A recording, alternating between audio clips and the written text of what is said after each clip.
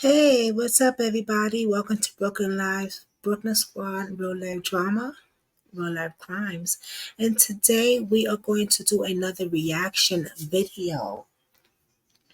Just a quick reaction video. Um, this case is a 13 years old who unalived her father's girlfriend. All right. Shout out to Andy Uncovered. She is a YouTube content creator that does crime. I am sub to her channel. Her link is down below. Please go check her out. She is amazing. She does like documentaries like my girl Shell Nation does. And I love it. I've always wanted to do those things. So shout out to her. She does a great job. And this is really like I didn't see all of it. I'm gonna keep it real with you guys. I seen like this much, and I don't like to watch it without you, so we're gonna watch it together. So let's just get straight into it. So, guys, if you have enjoyed to my channel, stop for a minute and take a second just to hit that subscribe button. Also, don't forget to hit the thumbs up and hit the notification bell so you know when I'm gonna drop another video. But let's get right into the video. So this is a reaction video, guys. We're going to react to this. I'm going to stop it and I'm going to be talking a little bit about this.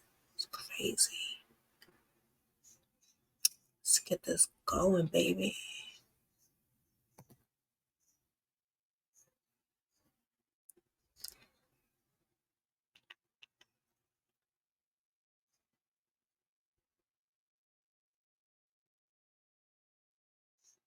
So apparently that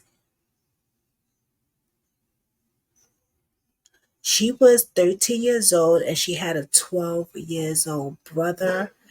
And that's all I know. So we're gonna watch it together. I'm guessing it's like the Yasmin story.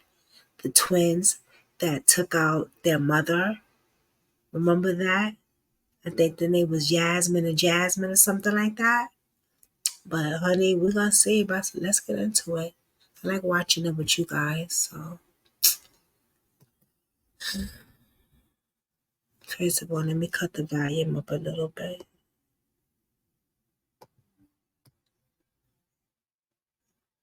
We had already talked about it, and she was sitting at the other dining room table, and he shot her in the chest, and she tried to grab the phone, and I went and took the phone. This is Catherine Jones. When she was 13, she and her 12-year-old brother shot and killed their father's girlfriend. They wanted to wipe out their entire family. The newspapers labeled them super predators. Whoa. Yet no one questioned the shocking reality of Catherine and Curtis's childhood.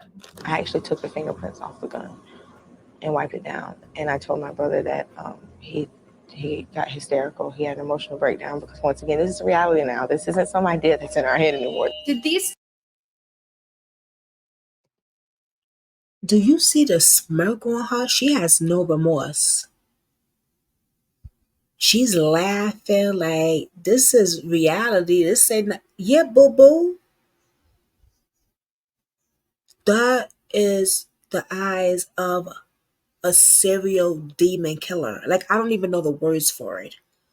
Like she's joking and laughing like you just took out your father's girlfriend at that young age. So I'm guessing she's a little older and she's telling the story. But back then, she was a baby. She was 13 years old. Disgusting. Predators. Yet no one questioned the shocking reality of Catherine and Curtis's childhood. I actually took the fingerprints off the gun and wiped it down, and I told my brother that he got hysterical. He had an emotional breakdown because, once again, this is reality now. This isn't some idea that's in our head anymore. Did these two get what was coming for them? Or did the system fail two traumatized kids in dire need of therapy and rehabilitation? On the outside, while inside dealing with the pain of the sexual abuse that I was experiencing from the age 5 to the date of my incarceration. How did Catherine and Curtis cope with their new lives in prison? Where are they today? And what led to the gruesome murder they committed as children? Let's find out. Guys, this is not our first case in Florida, but this one takes place in a small census-designated place called Port St. John. It's a 24,000 people place in Brevard County, but a few decades back, it was half the size. In 1985, Port St. John was the home to two young parents who just had a baby daughter, Catherine. A year later, Curtis Jones and Stacy Parks had their second child, Curtis Fairchild Jr. Although the age difference between the two was negligible, Catherine always took care of Curtis Jr. as her little brother. Perhaps she needed to be a mother figure to Curtis Jr. Their parents had serious issues. Curtis would physically abuse Stacy regularly, and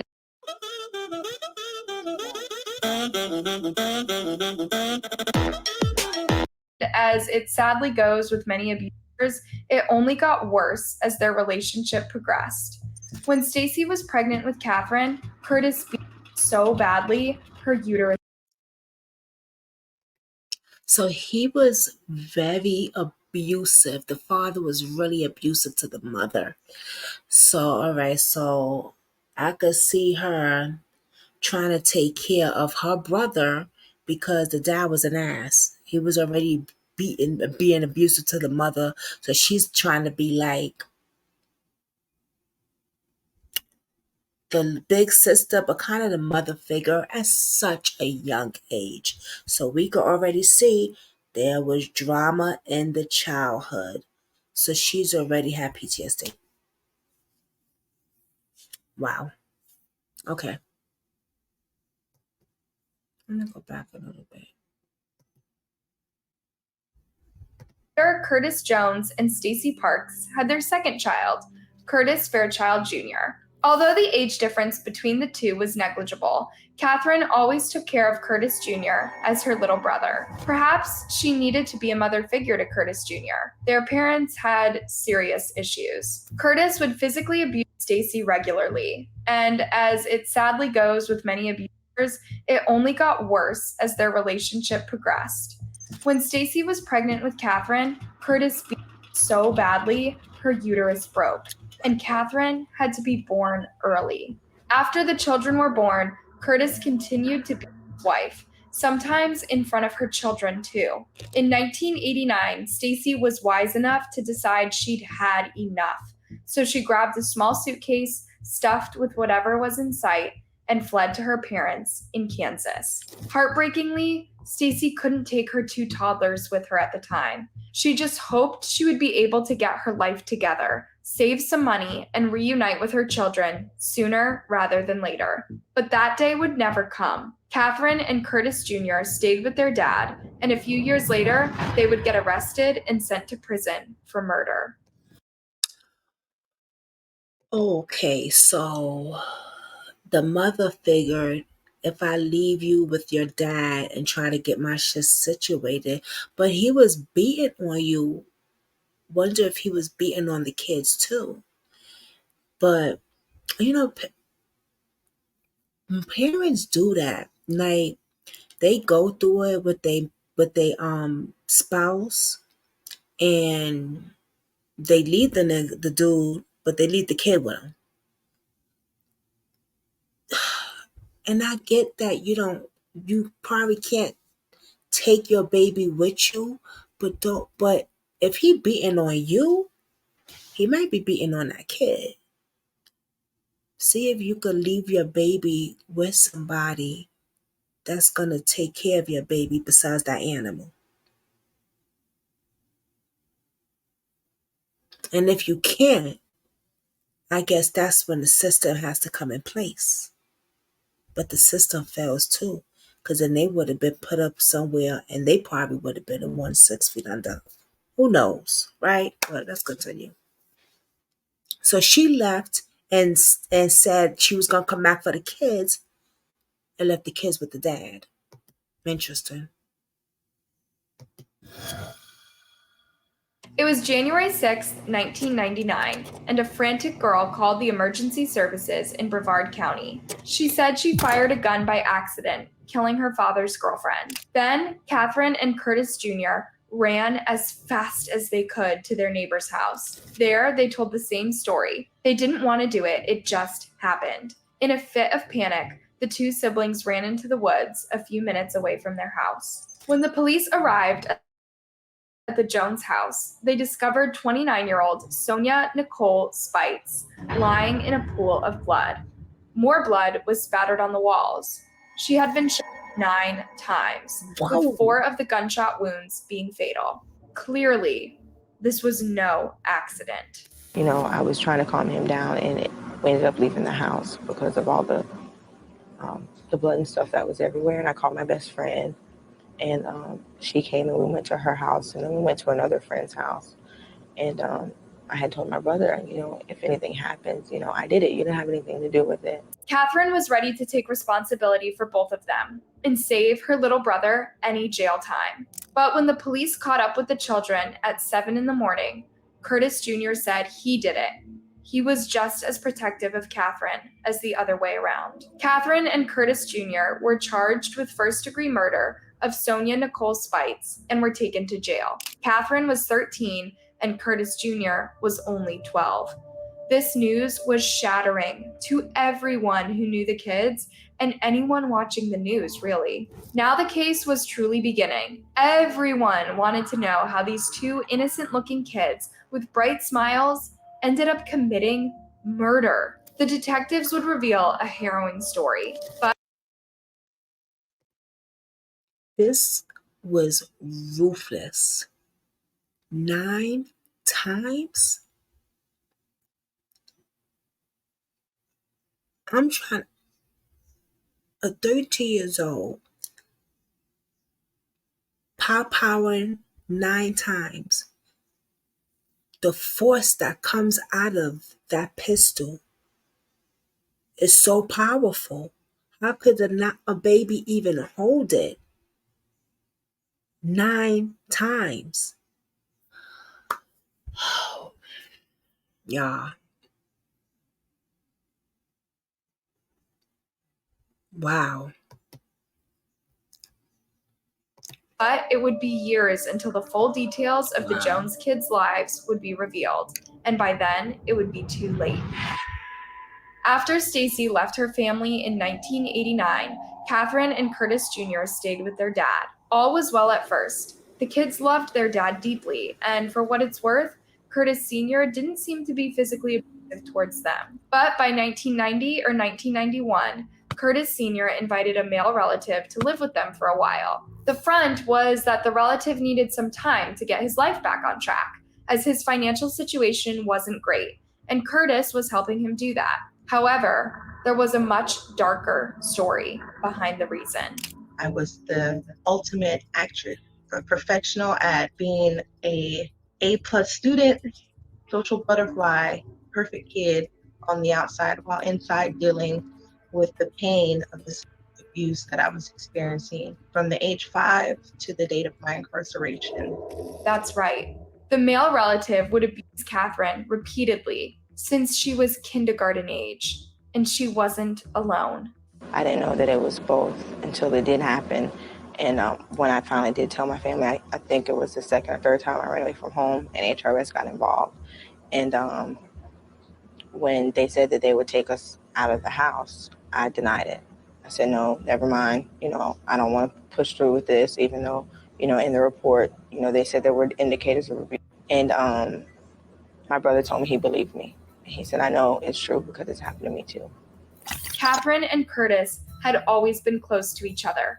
In an unstable family environment, they knew all they had was each other. They were the ones who could protect each other. After learning they were both victims of the same monster, the bond between them only got stronger. Eventually, they made a plan to escape that horror show forever.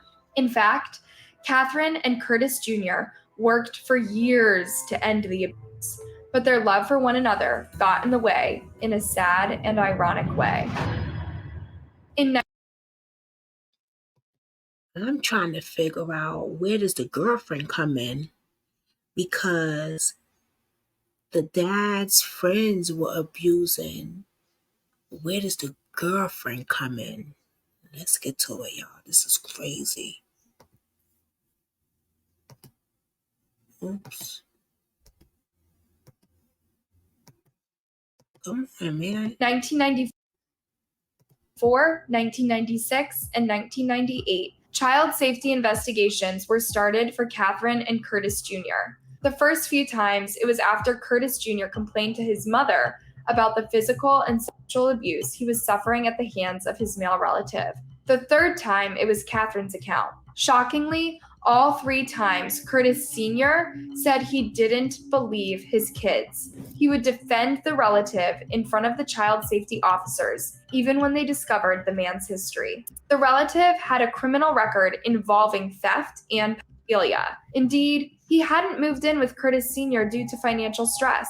He'd run away from home after violating his girlfriend's 14-year-old daughter. Honestly, it's hard to grasp how Curtis Sr. welcomed this man into his home with 2 young children around. Was he this ignorant of his relative's crimes? When he said he didn't believe his children were abused, was this wishful thinking, or was he really siding with the abuser? Curtis Sr.'s disbelief was one of 2 reasons the investigations against SA were dropped every time. When the investigators would speak to the children, every time they would change their stories. So the evidence was always inconsistent or incomplete. But why would the children change their stories if they were going through such a horrific ordeal? You see, each case was related to just one of the 2 kids. So if the case were to be finalized, it meant the siblings would be separated. Neither of them wanted that. Their incredible bond was made all too clear when they were arrested. Both of them tried to save one another from going to prison. By 1999, there were 3 adults living in the Jones household: Curtis Sr., his monstrous relative, and Curtis Sr.'s girlfriend, 29-year-old Sonia Nicole Spites. She was a teaching assistant with a kind soul, and she always had something nice to say about Catherine and Curtis Jr. But as far as the kids were concerned, she was a monster too. Why was she turning a blind eye to the abuse they were going through every day? To the kids, both Curtis Sr. and Sonia were passive bystanders, and that made them just as guilty. Just a few days after the 1998 investigation closed, Catherine went into the bathroom to take a shower. The relative Okay, she let the shit just happen. She was no better than them. It's like she was doing this to them too. But my thing is, why not take out the dudes also? I'm not saying this is good, like killed every goddamn body. You know what I'm saying? But it's just they focus their anger so much on her. Is it because their mother wasn't there? Their mother already left them. Now you got this woman coming in. Instead of her being a mother figure, she becomes the mother monster. What y'all think? Put it in the comments below. This is crazy.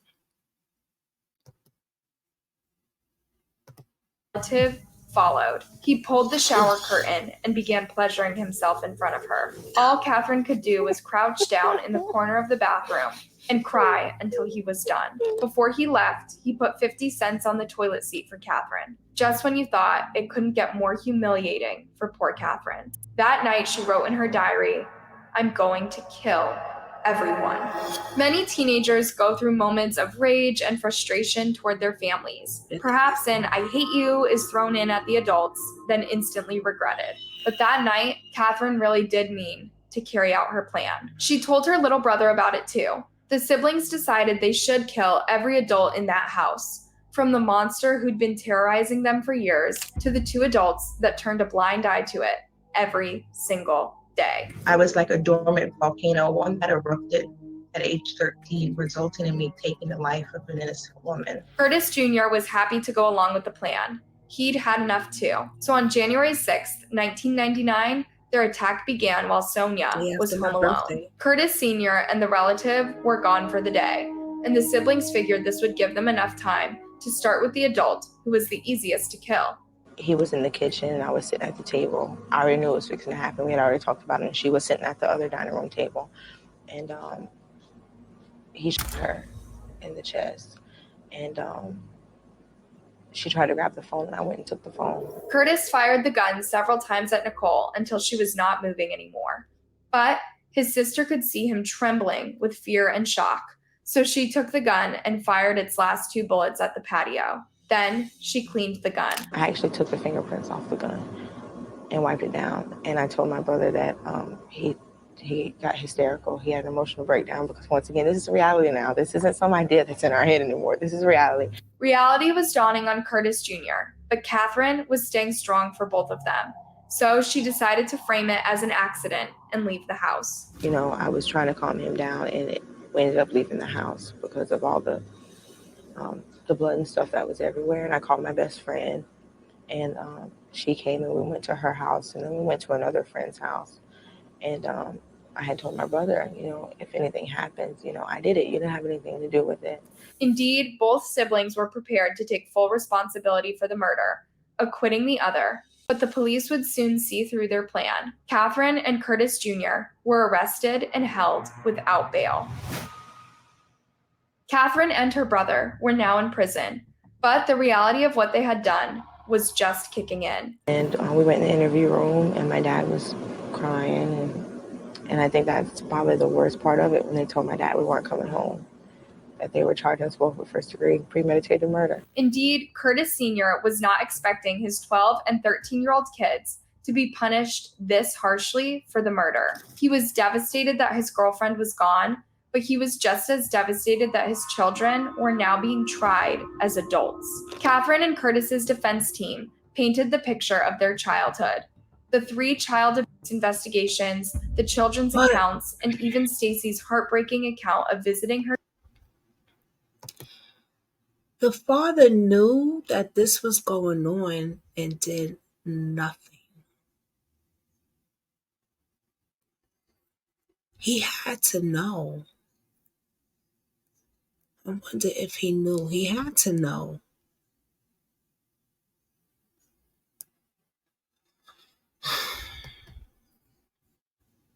Her kids and seeing them bruised and apathetic. The prosecution, on the other hand, painted the siblings as jealous little monsters who hated Sonia for stealing their father's attention from them. No amount of horrific essay stories seemed to faze the prosecution or the judge. So, Catherine was offered a deal. There was a chance that they were saying that maybe I could go home if I testified earlier than my brother, and I was like, no way, because, you know, I'm the reason that he's in this predicament. And what they wanted me to do is not take responsibility, which would have been a lie. The siblings were going to be separated no matter what they did. With Catherine free or in a women's prison, she wouldn't get to see Curtis Jr. anyway. Perhaps she could see him more often if she wasn't incarcerated. She could at least pay him a visit every now and then. However, she knew this would be extremely unfair to him. In fact, she insisted they served the exact same time for the crime. So even when Curtis was offered 22 years and Catherine 18, Catherine insisted that Curtis also got 18 years. Eventually, both kids were sentenced to 18 years behind bars and lifelong probation. And we had a contact visit right after I got sentenced. The judge ordered it. That was the last time I seen him. Age 13 and 12, Catherine and Curtis were shipped off to an adult prison to carry out their sentences separately and with no contact whatsoever. They thus became the youngest people to be tried as adults in the United States. First, Catherine and Curtis made the headlines as evil little monsters who killed an innocent woman. Then they became national stars as the youngest murderers to be tried and sentenced as adults. Then, people started wondering if the system made a huge mistake. We were talking in the jail, and he was in shock. I mean, he was absolutely shocked. He didn't appreciate the consequences of what he was facing. It was obvious to me that he was just a little boy in absolute shock and very concerned, extremely scared. And wanting, the comforts of home. Curtis couldn't even comprehend what was happening, not to a true extent. Here's what he asked his child support officer. I wanted to know if he had any questions, and one of the things that he asked for was one of his Nintendo games. Curtis had no idea what he was about to face in prison. Catherine wasn't much wiser. She stayed strong for her little brother for as long as she could, but now she was equally confused about the way the prison system worked. There's no way that these kids should have been sentenced as adults. They should have been sentenced as juveniles. Catherine was held in solitary confinement for the first 3 years in prison. Wow. Imagine living like this between 13 and 16, Jesus. when socializing is the most important part of developing into a healthy.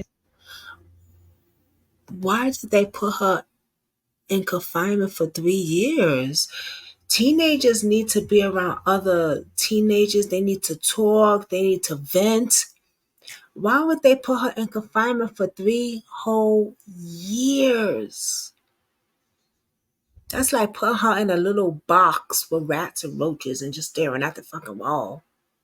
I don't get that. Was she a threat to anybody in the prison? Was she making threats? Was she a threat to herself? Like, why would they do that? I don't get that. And what about the brother? Let's see. Adult. The system didn't care about rehabilitating Catherine and Curtis or addressing their immense childhood trauma. Instead, they created more trauma. Catherine was regularly treated like a monster. Magazines had even labeled her a super predator. When I heard the term super predator used to describe me, I felt dehumanized, like I was no longer a child, that everything innocent and pure about me was stripped away and replaced by these demeaning, derogatory labels that were used to justify treating me in an inhumane, cruel, and unjust way. Here's a super dark twist. The original article, The Coming of the Super Predators, by criminologist John DeLuio, warned people of a violent crime wave perpetrated by Black children. This only led to more children of color being tried as adults and given very harsh sentences. Instead of making sure these children got the right care, therapy, and education, they were thrown in prison for decades, or even life. But this is not a solution. Former President Barack Obama would address this situation in 2015. When they describe their youth and their childhood, these are young people who made mistakes that aren't that different than the mistakes I made and the mistakes that a lot of you guys make. We've got to be able to distinguish between dangerous individuals who need to be incapacitated and incarcerated versus young people who are in an environment in which they are adapting, but if given different opportunities, a different vision of life, could be thriving the way we are. But this was happening a year or two before the siblings' release.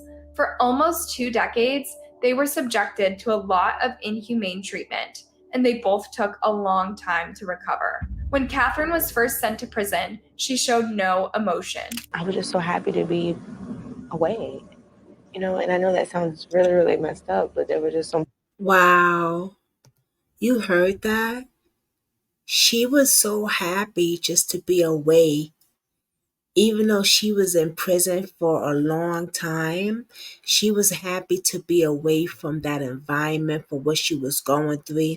She was being molested. She was being degraded. She was being touched. She don't have to, in her mind, she thinks she don't have to. Whew. I have to go through that no more.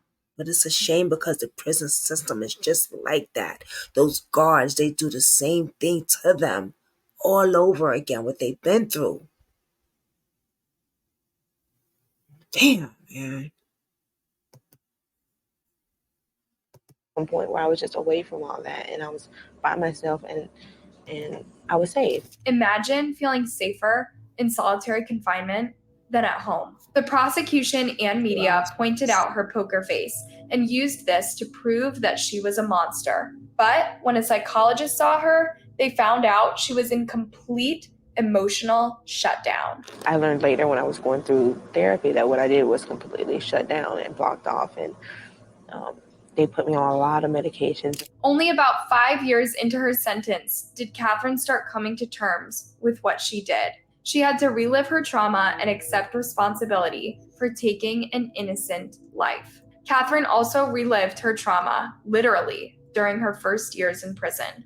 And of course, guards that probably shouldn't be guards to begin with. And by the time I was 15, I had been sexually assaulted by a guard while I was in solitary confinement. Do prisons never check a guard's background? Slowly but surely, things would start looking up for the siblings. While in prison, Catherine married Navy officer Senior Chief Ramus Fleming, once her pen pal, after he'd read her story in Florida Today. In 2016, Catherine was released at the age of 30. She is now a mother of 2 and a leader of the Campaign for Fair Sentencing of Youth. I see myself as a champion for those that I left behind, the very women who nurtured me and became surrogate mothers to me. So she changed her whole life around. She got married. She had a baby. And she got married with a pen pal. Let's rewind that a little bit.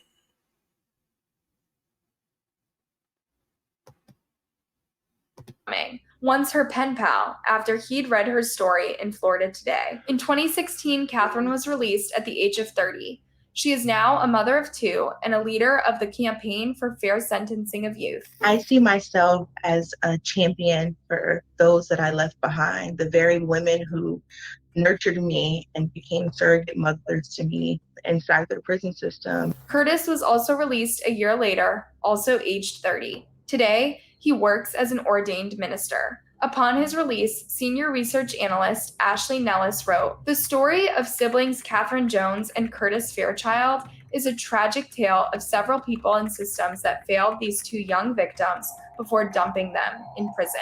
The child care and justice systems failed the 2 kids in many ways. First, they had several chances to escape their house of horrors or for their monster relative to be convicted and tried for his unspeakable crimes. Second, when their story was in court, no one took it seriously. Then they were thrown into adult prison, kept isolated from people their age, and had almost no psychotherapy to understand what they did and grow into healthy adults. Now, the siblings are finally reunited, and they still have a good life ahead. Ramus quit the Navy so as to be by Catherine's side while she gets used to the modern world. Imagine missing out on 20 years in the 2000s. It wasn't easy for Catherine to learn the ropes of social media, drive a car, and go to job interviews. Even though in my 13-year-old mind, 2017, like cars would be flying, right? Like it's 1999, like 2000 wasn't even a reality yet. To this day, Catherine fights for young people's freedom and fair punishment. She also posts pictures of her brother and their kids all having a great time together.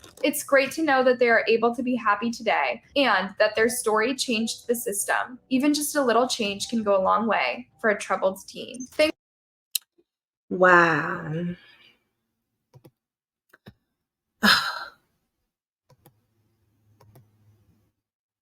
And it did work out for her in the long run. Ain't that something? What do y'all think about this with this story? I do want to know your honest opinions. Do you think that she's a victim? Or do you think she should have spent the rest of her life in prison? Remember, she had a tough childhood. You know, I'm not excusing what she did, but bad enough that her damn daddy was a monster to the mama. Beat the mama so bad, her water then broke, gave birth early, then still beat her. She left the kids with him and wind up never coming back, and those poor kids were being abused physically. And you know what? I wonder whatever happened with the mother. They never said if she came back or anything. I would love to do an update on this story. just knowing that she is out here in the real world. She's not in prison. She's actually out here. Let me know if y'all want an update on this. Let me know in the comments down below. How do you feel? Do you feel like she's a victim and she deserves a second chance? Or do you feel like she should have spent the rest of her life in prison and rotting there? Don't forget to hit the thumbs up. And I will see you next time.